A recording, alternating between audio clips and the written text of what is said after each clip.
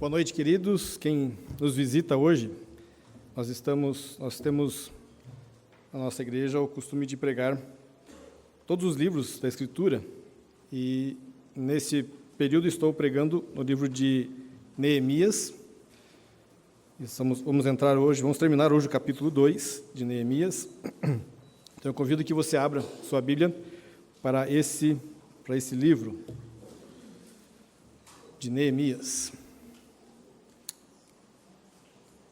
E nós vamos ler a partir do versículo 9. Mês passado nós pregamos até o versículo 8, e hoje então nós vamos a partir do versículo 9 até o final do capítulo. Neemias, capítulo 2, versículo 9 em diante.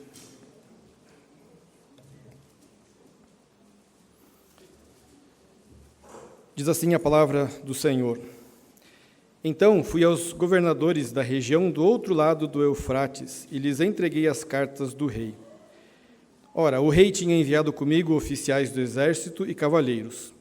Mas Sambalate, o horonita, e Tobias, o servo amonita, ficaram sabendo disto, e não lhes agradou nem um pouco que alguém estivesse interessado no bem dos filhos de Israel. Então cheguei a Jerusalém. Depois de esperar 3 dias, me levantei à noite junto com os poucos homens que estavam comigo. Não declarei a ninguém o que o meu Deus havia posto no meu coração para eu fazer em Jerusalém. Não havia comigo animal algum, a não ser o que eu montava. De noite saí pelo portão do vale, em direção à fonte do dragão e ao portão do monturo, e inspecionei as muralhas de Jerusalém que estavam em ruínas e cujos portões tinham sido destruídos pelo fogo.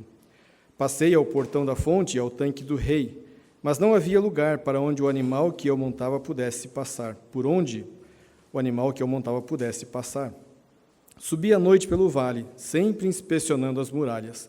Voltei, entrei pelo portão do vale e fui para casa.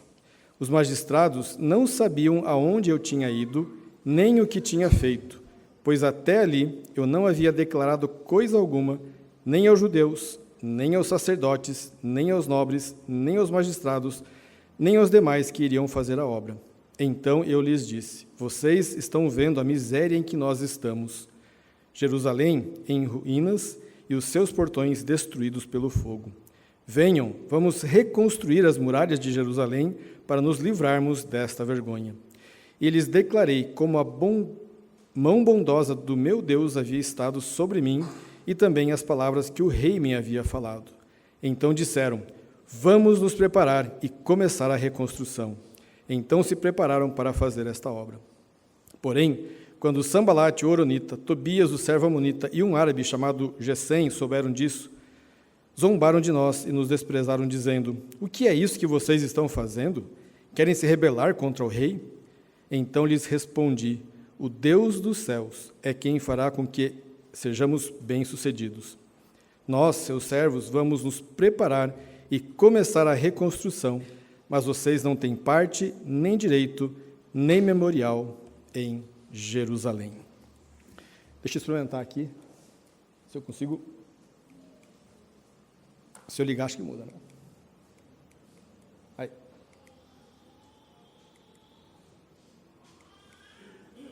É aqui. Quem gosta de montar quebra-cabeça? Eu sei que lá em casa o pessoal gosta demais, tem vários quadros já montados ali, né? A criança geralmente gosta de montar quebra-cabeça. O que cada peça do quebra-cabeça representa para você? Para alguns, pode ser um desafio. Cada peça é um desafio de você encontrar o local. Uma esperança de, em breve, ter aquele quadro pronto. Uma oportunidade de desenvolver algumas habilidades, ou um obstáculo. Quando o quadro ele está incompleto e as peças parecem não se encaixar, a situação é meio desanimadora, né? Eu, quando passo e vejo lá aquelas peças todas, eu até tento me esforçar ali para encaixar alguma coisa, mas não encontro. Parece que você fica, não, mas não vai dar, né? É muito grande, tem muita peça. Mas, se em meio a essa confusão surge alguém com uma visão clara do quadro final, e mais, é alguém que não se deixa desanimar pela situação, Pelo contrário, ele começa a trabalhar, peça por peça, reconstruindo o que parecia impossível. E essa pessoa ela se torna uma motivadora para quem está junto. Ela está ali, ela está insistindo, está lá persistindo, está fazendo, está colocando, encaixando. Outros vendo vão se motivando e vão fazendo junto. Neemias era essa pessoa. Neemias era um homem que teve uma visão, ouviu sobre uma situação e teve o desejo de mudar aquela situação. Um homem que, ao ouvir sobre a desolação em que estava Jerusalém, a cidade dos seus pais, seus antepassados, ele não se contentou em apenas ouvir e lamentar, mas ele tomou uma atitude positiva. Ele não tinha recursos militares, ele não tinha um grande exército, mas ele possuía algo muito poderoso, que era a direção de Deus. Ele tinha a palavra de Deus e ele sabia o que Deus queria para o seu povo, qual era o plano de Deus para o seu povo. E em cima desse entendimento da palavra de Deus, ele então se levantou e desejou ir para Jerusalém. Ele conhecia as Escrituras, ele meditava nela e ele sabia das promessas de Deus para o seu povo. E por isso, então, ele resolveu agir baseado nessas promessas. O livro de Neemias, ele fala, então, de uma cidade em ruínas, uma cidade devastada e desolada. Nós não precisamos construir cidades hoje. Na verdade, nós não temos que construir cidades. Qual é o propósito, então, desse texto para nós? O que a gente pode tirar de lição para nós nesse texto?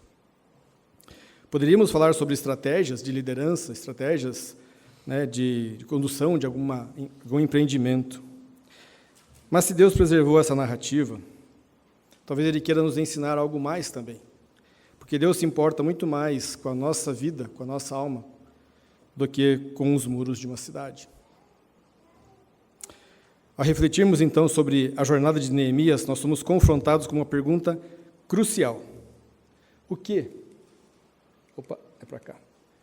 O que em nossa vida ou na nossa comunidade precisa ser restaurado? É isso que eu quero pensar com os irmãos hoje, nesta noite.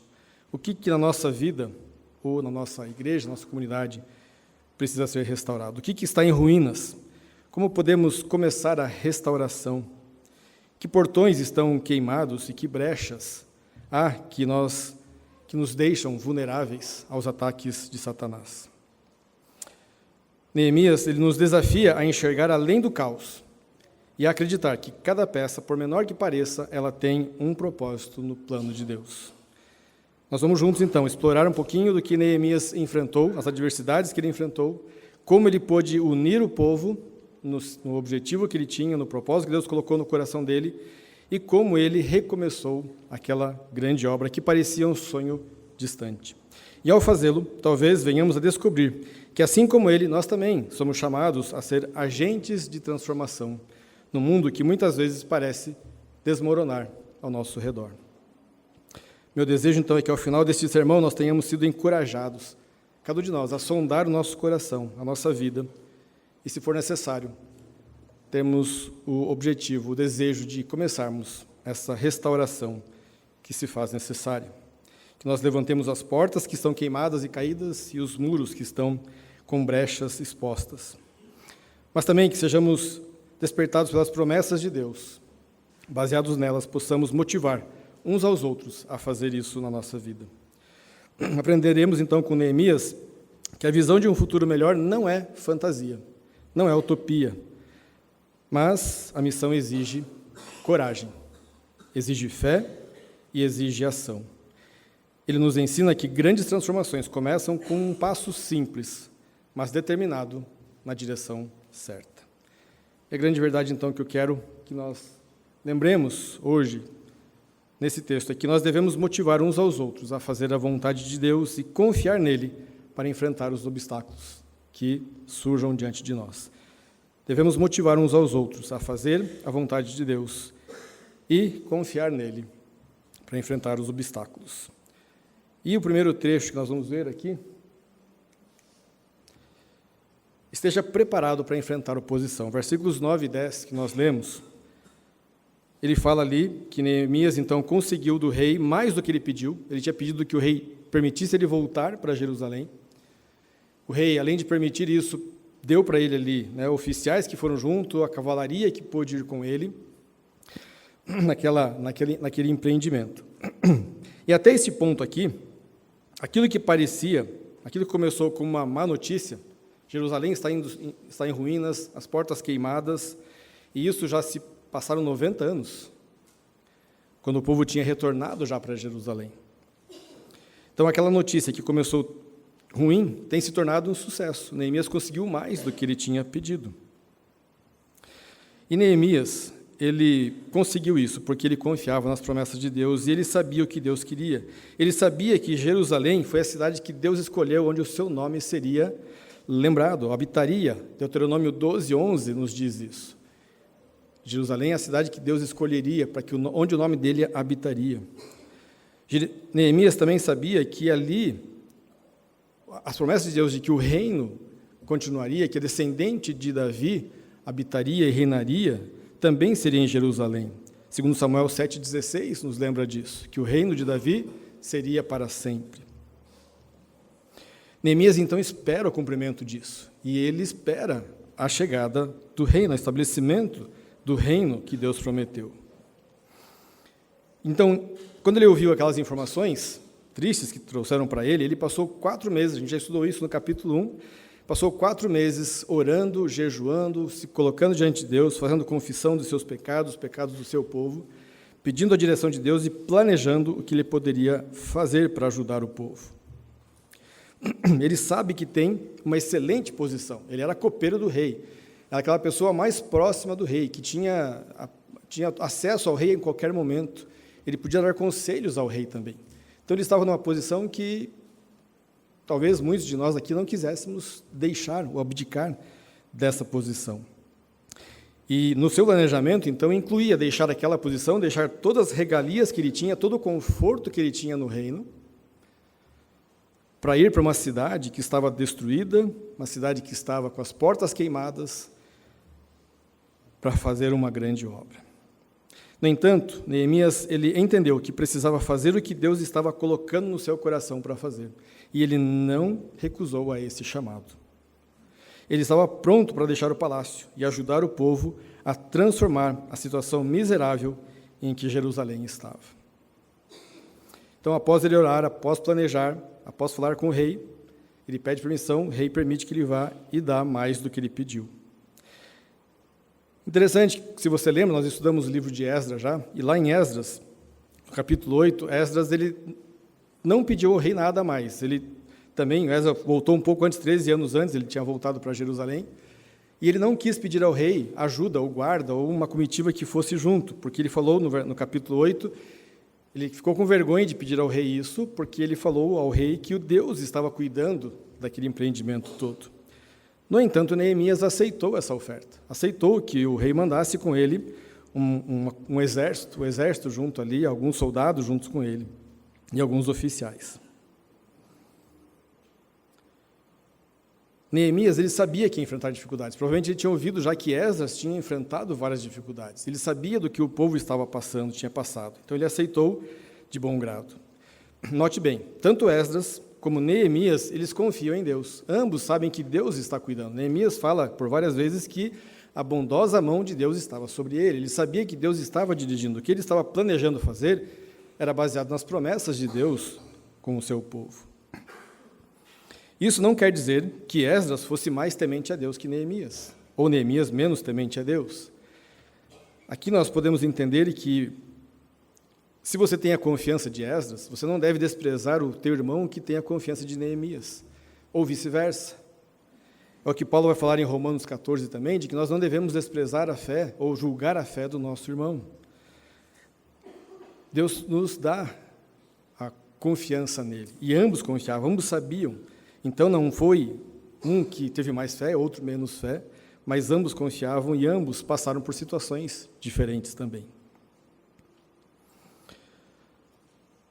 Apesar de ter, então, seus pedidos atendidos e recebidos além do que pediu, nem todos estão ao lado de Neemias.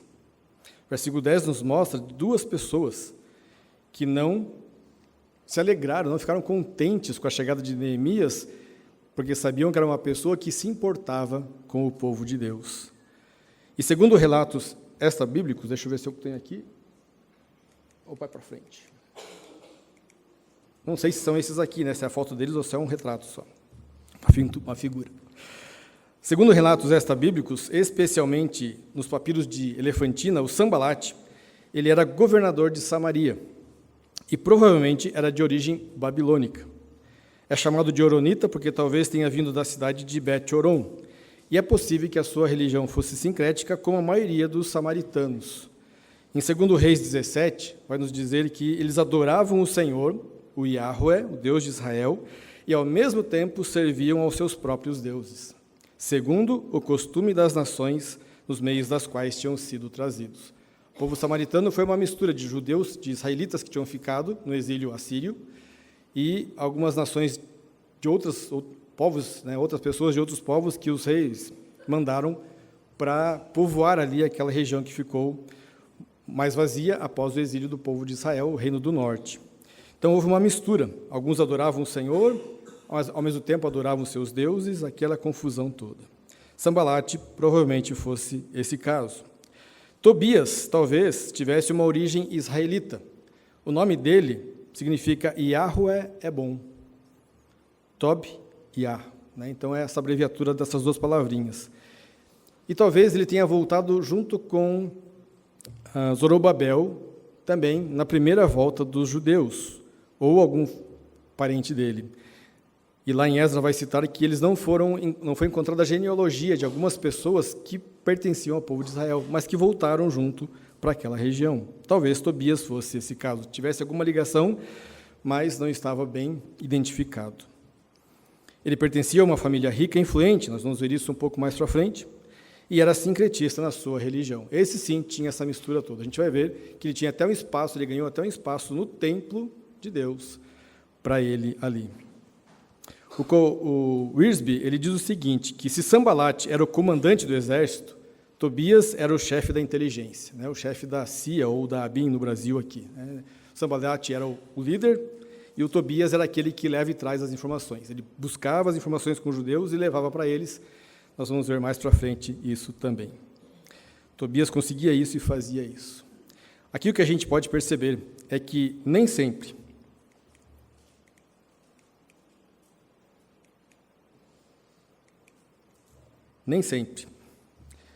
os maiores inimigos do povo de Deus estão do lado de fora, mas podem estar do lado de dentro.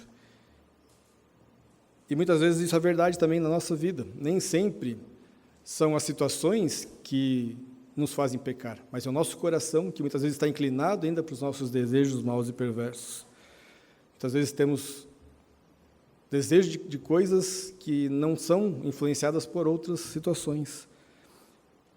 Mas também há pessoas que podem estar dentro e não serem do povo de Deus. Estão ali apenas para causar divisão e confusão.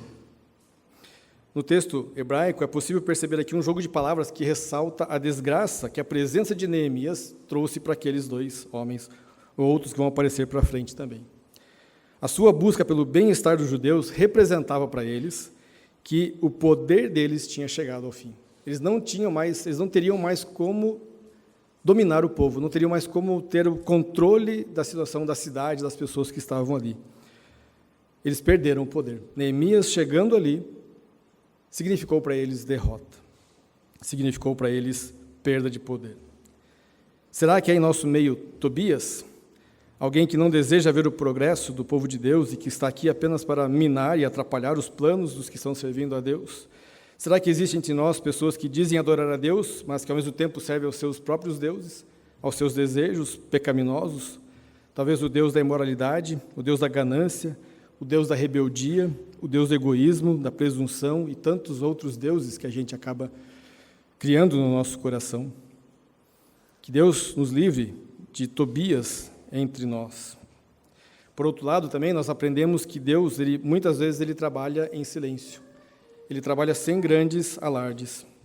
Talvez os judeus que estavam ali já em Jerusalém há pelo menos 90 anos tivessem achado que Deus tinha esquecido deles. Deus permitiu voltar, mas a situação ainda estava ruim. Mas eles não faziam ideia, não ainda, de que a mais ou menos 2.000 quilômetros de distância, Deus já estava trabalhando. Deus estava mexendo na vida de um homem, trabalhando no coração dele, um homem que orava ao Senhor, um homem que conhecia as Escrituras e que sabia o plano de Deus para o seu povo, e Deus trabalhando na vida dele para que ele então pudesse vir a Jerusalém e realizar a obra que Deus tinha colocado em seu coração. Você já passou por momentos assim, que pensou que Deus se esqueceu de você? Que Deus está inativo, que Deus não se importa com a sua situação, com a sua família, a sua igreja, o seu país? A história nos permite ver que em todo o tempo, Deus ele está presente, Deus ele está agindo. Se você olhar para trás da sua vida, você pode ver Deus agindo em cada momento, em cada situação. Até os momentos difíceis, você pode ver que Deus esteve trabalhando e te livrando, muitas vezes, de coisas piores. E se nós estivermos agindo dentro da vontade de Deus, se nós estivermos meditando nas Escrituras, buscando a vontade de Deus, Ele vai nos guiar naquilo que é para nós fazermos, dentro da sua vontade, que é boa, perfeita e agradável. E Ele pode usar homens também para nos ajudar. Outra lição que nós podemos ver aqui é que, se você quiser viver uma vida justa, uma vida piedosa, você vai enfrentar perseguições, você vai enfrentar lutas, você vai ter pessoas, muitas vezes, que vão zombar de você, que vão criticar, que não vão gostar do que você tem feito e buscado a direção de Deus. Talvez seja por isso que muitos preferem viver no meio de escombros, viver com as portas queimadas, caídas e sem fazer a obra de restauração, porque dá mais trabalho, é mais difícil. Então, vamos viver assim, mesmo que eu esteja sofrendo, né, sendo liderado ou comandado por outras pessoas. É triste quando a gente percebe de pessoas que muitas vezes dizem que servem ao Senhor, mas você vê que na vida, no dia a dia, acaba não acontecendo aquilo que tem falado. Eu marquei aqui de um exemplo que eu vi essa semana passada, e pensei nesse caso, de uma pessoa que esteve com a gente há algum tempo, caminhou com a gente aqui, mas fez uma postagem, a gente hoje tem acesso a essas postagens que nos entristece às vezes, e essa pessoa postando em algum evento que foi, e aí as músicas que participou, a letra que estava, aí tinha uns 2, 3 postzinhos disso, e no final tinha um versículo bíblico. Eu assim, mas qual a ligação que tem, o que ela estava cantando e fazendo com esse versículo aqui no final da última postagem? É triste, porque são pessoas que acham que colocar o nome de Deus em uma postagem ou falar sobre Deus significa que vai receber a aprovação de Deus no que você está fazendo de errado. Nós devemos fazer a vontade de Deus em todo momento, buscar a vontade de Deus em todo momento. Que não seja assim com nenhum de nós, pelo contrário, que nós sondemos o nosso coração, sabendo que nós vamos enfrentar lutas, dificuldades, pessoas que vão zombar da nossa decisão, da atitude que vamos ter, mas que nós façamos isso. E que sejamos encorajadores para outros também. Naná, você consegue passar no lá que eu estou me batendo aqui, não? Devemos ser encorajadores uns para os outros. Foi o que Neemias fez nos versículos 11 a 18. Neemias, ele é um líder que não gosta de procrastinar.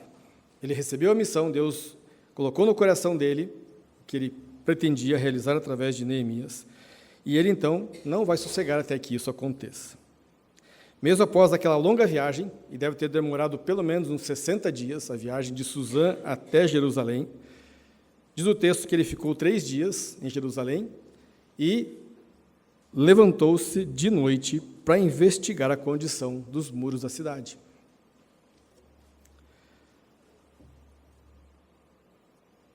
Talvez naqueles dias que ele descansou, naqueles 3 dias que ele descansou, ele pôde fazer uma averiguação, consultar ali, ouvir a opinião das pessoas, mas não comentou nada. Qual era o objetivo dele, o que ele estava fazendo?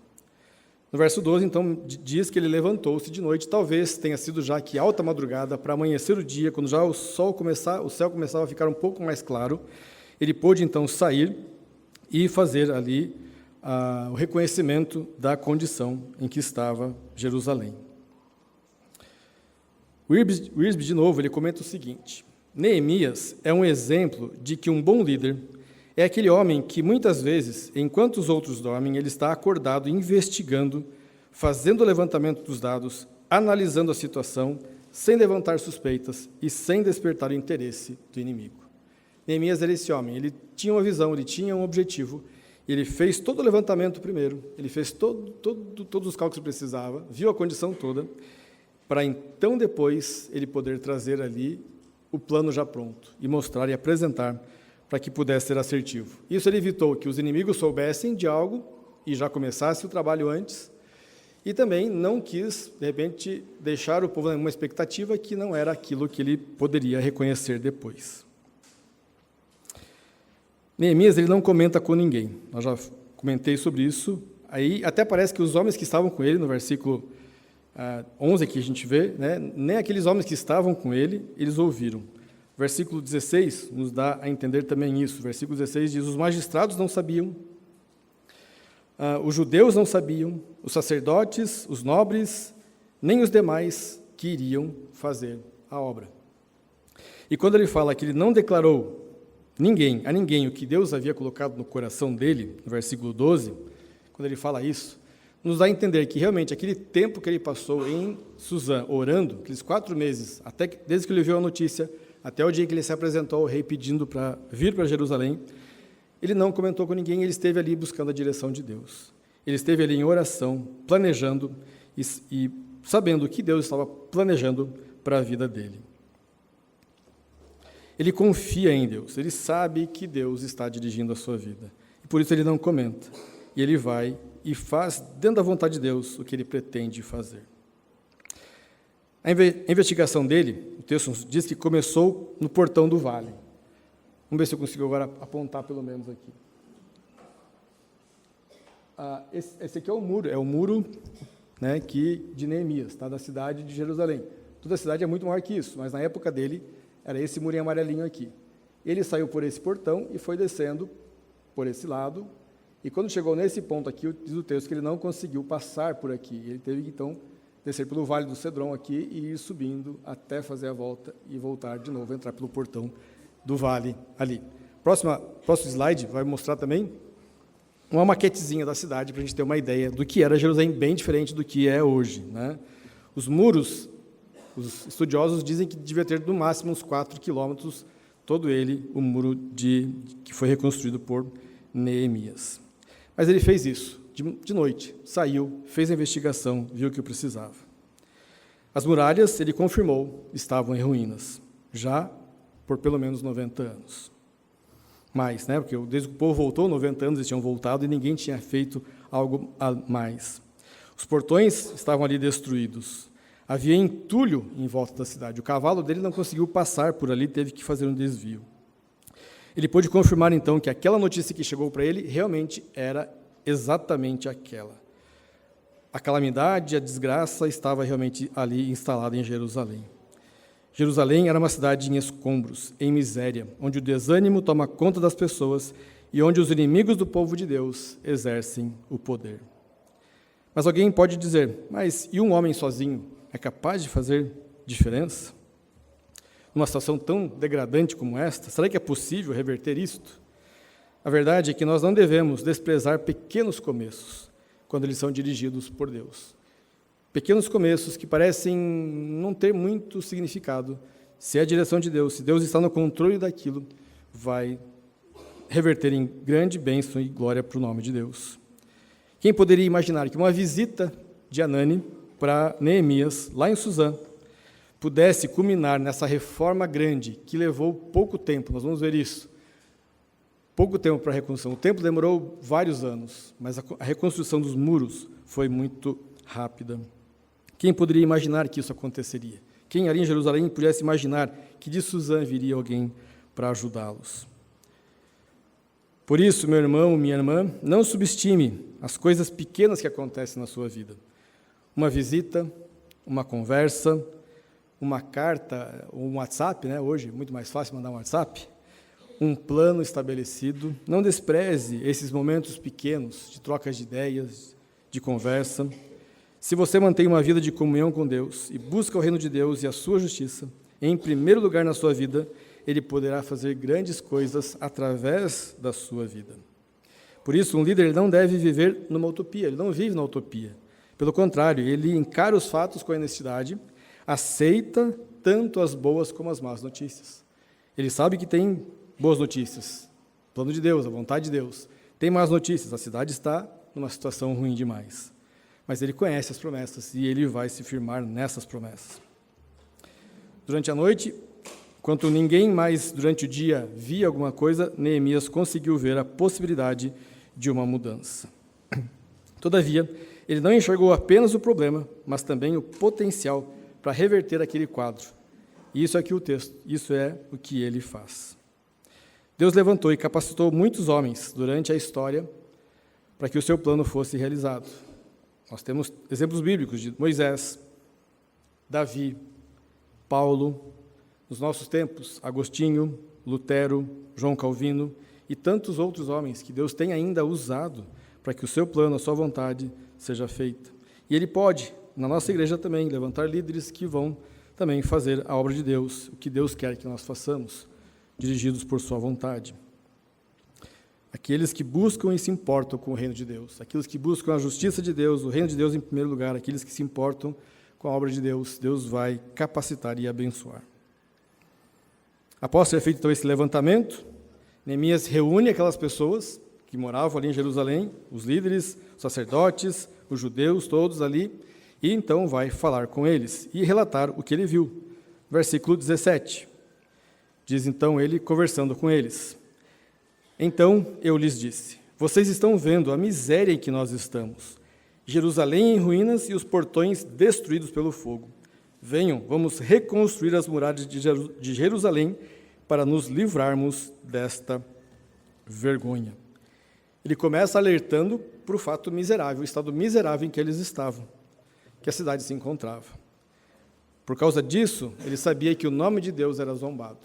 A cidade onde Deus faria habitar o seu nome estava naquela situação deplorável, lamentável.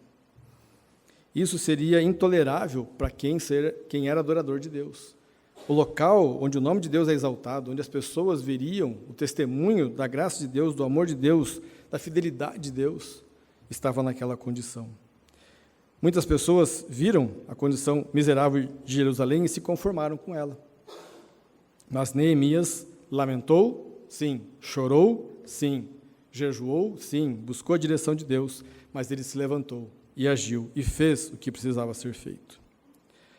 Na sequência, ele apela para os sentimentos de patriotismo daqueles judeus, para que eles façam, então, assumam também isso e se juntem a ele.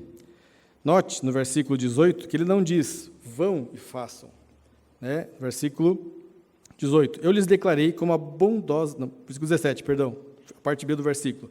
Venham, vamos reconstruir as muralhas de Jerusalém para nos livrarmos dessa vergonha. Venham, vamos, ele está junto.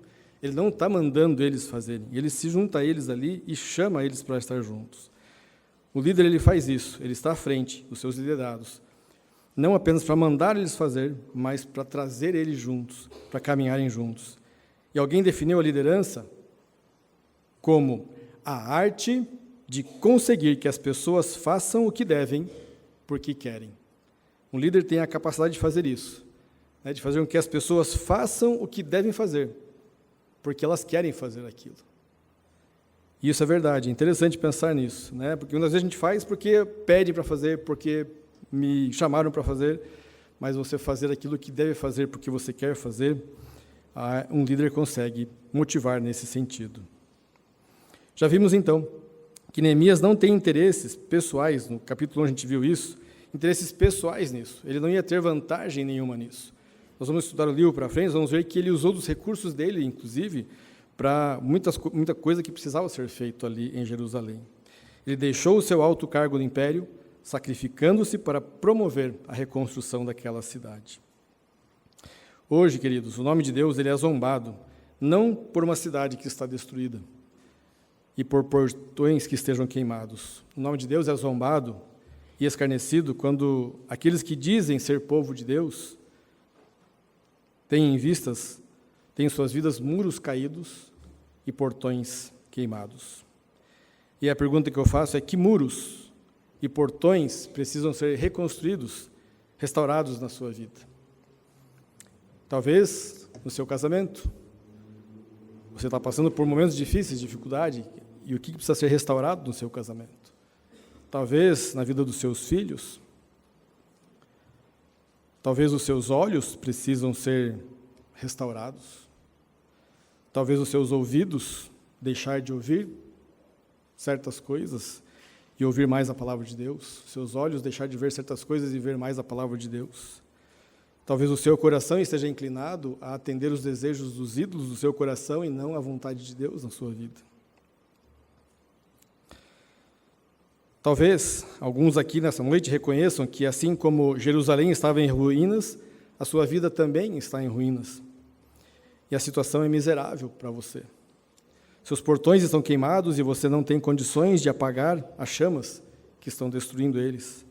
Você é alvo fácil do inimigo, que se aproveita dessa triste condição para manter você desanimado e abatido. A mensagem para você é que existe um líder muito maior que Neemias. Um líder que pode livrá-lo de todo o perigo que você enfrenta. Alguém que é mais zeloso pelo nome de Deus, pela justiça de Deus, mais desejoso do reino de Deus do que Neemias. Esse alguém é Jesus Cristo. E foi o zelo dele, pela vontade de Deus, em fazer a vontade de Deus, que levou ele para a cruz, para morrer no seu lugar, para morrer no meu lugar, por causa dos nossos pecados, para restaurar em nós a comunhão com Deus, que nós não tínhamos. Estávamos ali dominados por pessoas que não temem ao Senhor, por pecados que tinham na nossa vida. Mas Jesus Cristo foi até a cruz e morreu em nosso lugar para restaurar a nossa vida, para nos trazer comunhão de volta com Deus. Se você crer em Jesus, você será salvo da ira de Deus que recai sobre o seu pecado. Agora, talvez você está aqui hoje e afirma ser cristão. Eu quero chamar a sua atenção para considerar a zombaria dos inimigos de Deus, que se amontoam, às vezes, sobre paredes e portões derrubados. Responda para você mesmo: os incrédulos sabem que você é cristão? Eles sabem que você é crente em Jesus Cristo pelo amor que você tem pelo próximo? Eles olham para o seu casamento e enxergam o Evangelho sendo evidenciado ali? Eles veem o seu amor por Jesus Cristo em servir humildemente aos seus irmãos, àqueles que necessitam? O comportamento de seus filhos deixa o incrédulo contente de saber que Cristo faz diferença na sua vida? Sua vida é um testemunho vivo da graça de Deus? Que nós possamos responder afirmativamente a essas perguntas. E se isso não está acontecendo na totalidade, que Deus nos ajude a restaurar, a reparar o que precisa ser reparado. Por isso, meus irmãos e irmãs, há um chamado para nós aqui hoje também. Há um chamado de Deus para nós, está no versículo 17, parte B. Venham, vamos reconstruir os muros da nossa vida, para que não sejamos mais uma vergonha. Neemias encoraja o povo a declarar a eles tudo o que Deus estava fazendo, tudo que Deus já tinha feito lá no império, na capital do império, tudo que Deus já tinha providenciado. E aqueles que santificam o nome de Deus na sua vida e que desejam o reino de Deus, que o reino de Deus venha e que a vontade de Deus seja feita na terra como ela é feita no céu, respondem a esse chamado, pois a obra do Evangelho é muito mais importante, é muito melhor do que Neemias realizou ali em Jerusalém. Vamos então nos preparar para isso, a estudar com mais dedicação a palavra de Deus, a orar com mais fervor, para que Deus faça o que Ele prometeu fazer. E peçamos orientação dEle, para que Ele nos ajude a entender a sua vontade e a aplicar na nossa vida. Que o nosso lema seja como Calvino falou, orar e agir, ou orare et labutare. Você ora pedindo que o Espírito Santo ilumine a sua mente, enquanto você estuda a palavra, enquanto você se dedica a estudar a palavra, o texto bíblico, para compreender essa boa, perfeita e agradável vontade de Deus na sua vida. Orar e agir. Você ora, busca a direção de Deus, Ele te capacita, e você vai e se debruça na Escritura para entender e fazer a vontade de Deus. E por fim, os versículos 19 e 20, nós vemos que nós devemos confiar em Deus, confiar no Deus que nos chama, Deus que nos salvou, e agir corajosamente, diante das adversidades. Quando aqueles homens perversos tomaram conhecimento, então, do encorajamento de Neemias ao povo e a resposta afirmativa que eles deram, de segui-lo na reconstrução dos muros, eles responderam isso, versículo 18 diz isso para nós, vamos nos preparar e começar a reconstrução. O versículo 19 diz, porém, quando Sambalate, o horonita, Tobias, o servo amonita, e um árabe, chamado Gesem, souberam disso, zombaram de nós e nos desprezaram, dizendo, o que é isso que vocês estão fazendo? Querem se rebelar contra o rei? Alguma semelhança com os nossos dias? Nós, por muitos anos, o mundo viveu, vamos assim dizer, na superficialidade, uma cultura que valorizava, de certa forma, o cristianismo, ou a moral, os bons costumes. É o que a gente vê hoje. Infelizmente, a gente não vê isso mais. A gente vê o contrário, a zombaria do nome de Deus, a escárnio do nome de Deus.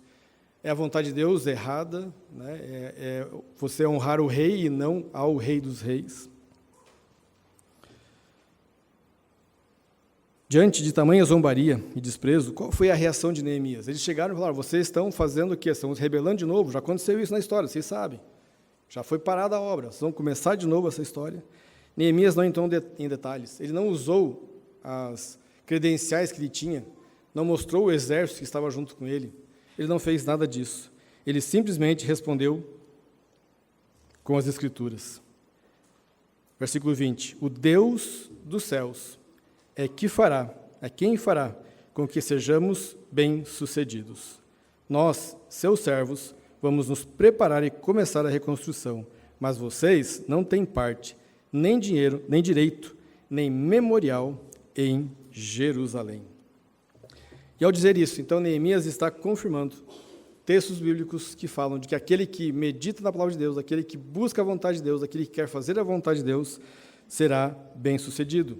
Nós lemos já o Salmo 1, que nos mostra isso. Tem o texto de Josué, que nós já estudamos também no grupo pequeno, Josué 1:8, que fala, não cesse, Deus falando para Josué, não cesse de falar do livro da lei. Pelo contrário, medita nele dia e noite, para que você tenha cuidado de fazer tudo segundo o que nele está escrito. Então, e só então, você prosperará e será bem-sucedido. A mesma palavra que Neemias fala, é o Deus dos céus que nos fará ser bem-sucedidos na obra que temos. E o Salmo 1, versículo 2 e 3 diz, o servo, aquele homem fiel ao Senhor, ele tem prazer na lei do Senhor, e na sua lei medita de dia e de noite, e tudo o que ele faz será bem-sucedido. Você vê a ligação com a vontade de Deus, estudar a palavra de Deus, meditar na palavra de Deus, querer fazer a vontade de Deus, te trazer sucesso, e não a tua capacidade, não a tua força, não o teu empenho, não o teu esforço pessoal, mas em querer fazer a vontade de Deus. Com essas palavras, Neemias demonstra temor, não temor de homens, não temor de reis, não temor das insinuações maldosas daqueles homens, mas ao Deus de Israel. Ele sabe a quem ele serve, e ele está sendo fortalecido pelo estudo da palavra, as promessas de Deus. E ele está confiante ao afirmar que é Deus quem vai prosperar, quem vai fazê-los ser bem-sucedidos nessa obra. E diz aqueles homens lá que eles não possuem direito nenhum sobre aquela cidade, porque eles não são verdadeiros adoradores do Deus de Israel. Notem, meus irmãos, que Neemias não usou as credenciais que ele tinha. Ele somente disse, eu confio no Senhor. É Ele quem está fazendo essa grande obra.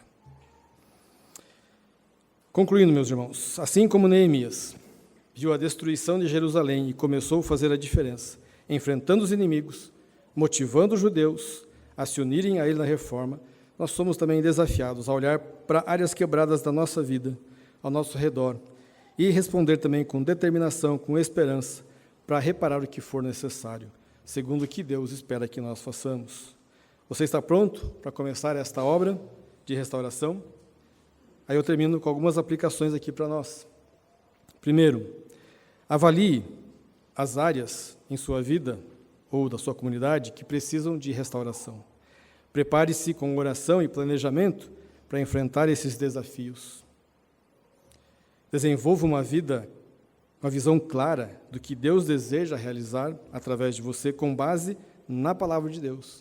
O que Deus espera de você, o que Deus quer de você. Você tem aqui, na Escritura. Se você ler, você vai saber o que Deus quer que você faça, como que você deve viver. E compartilhe essa visão com outros, para inspirá-los também nos seus esforços. E enfrente a oposição e os desafios com confiança em Deus, sabendo que é Ele que está contigo, é Ele quem te capacita, é Ele quem fará com que os seus desejos, seus planos sejam bem-sucedidos, é Ele quem garante essa vitória final. Que Deus abençoe, que Deus possa nos ajudar a sondar sempre nosso coração e observar se há brechas, se há portões queimados, caídos, que precisam ser restaurados, que Deus nos ajude a realizar aquilo que deve ser feito de acordo com a vontade dEle. Feche seus olhos, baixe sua cabeça, vamos orar.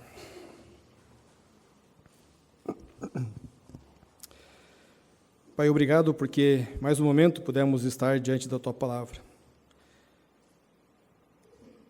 Deus, nós temos tanto a aprender ainda, tanto a conhecer do Senhor, por isso nós nos alegramos por tempo em que podemos estar junto do Senhor. Eu peço que o Senhor nos dê sempre essa alegria, Deus, esse prazer, essa disposição de desejar mais a Tua Palavra, mais a Tua vontade, mais a Tua justiça, mais o Teu reino, do que o nosso reino, do que as nossas coisas, do que as nossas vontades.